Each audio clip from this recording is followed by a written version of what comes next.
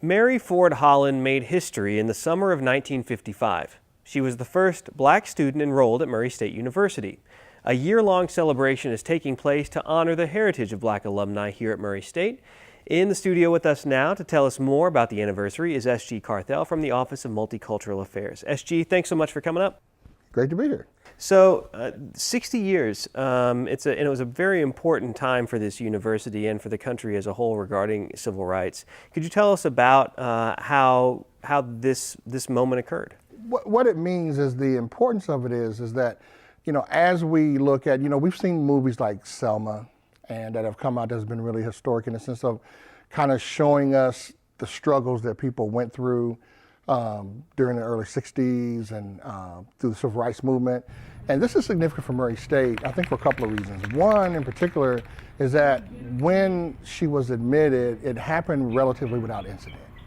And so what that means is, even though there may have been issues, and this is in Kentucky, and some issues and concerns, obviously the campus was at a place where she was able to still come and be a student here.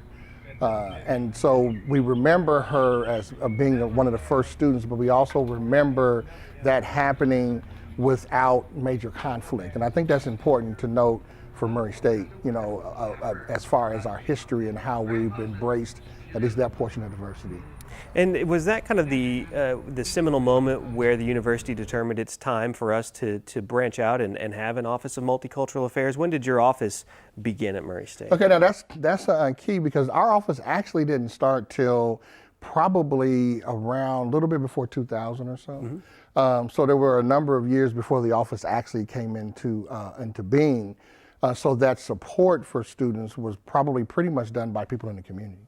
If you're an African-American student and you were at Murray State, you were connecting with the faculty and staff that were here, notable people like Dr. Marvin D. Mills, who the center is named after now, and different folks like that who were here during that early period. Dr. Steve Jones, who's recently retired, were probably some of the first folks, as well as community people, to connect with students. And then it was around 2000 or so where the office was finally created. It was African American Student Services and Ethnic Programs, and we've now evolved into Multicultural Affairs. And how has that evolved? That's 15 years now of evolution within this office, and you've been in the position for a while. Yeah. How has your role evolved as this office has evolved? I've been here 10 years. So I think one of the things that we've evolved into is that we went from being African American Student Services and Ethnic Programs to the Office of Multicultural Affairs. And so that has become more inclusive. I think that's very, very important.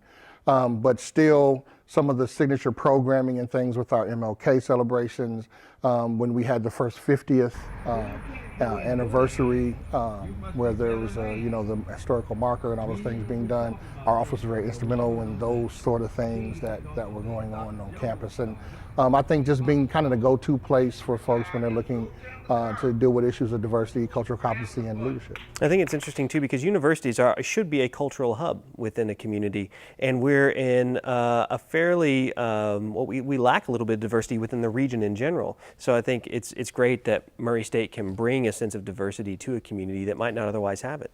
Yeah, I think it's important for us to be the model. I mean, I think we are the folks that should be engaging in our communities, and that's why part of our mission is cultural competency and leadership, and be able to go back out into our communities and affect that change, and and help our folks in the community embrace diversity as much as they can. So we embrace that role that we have in the office.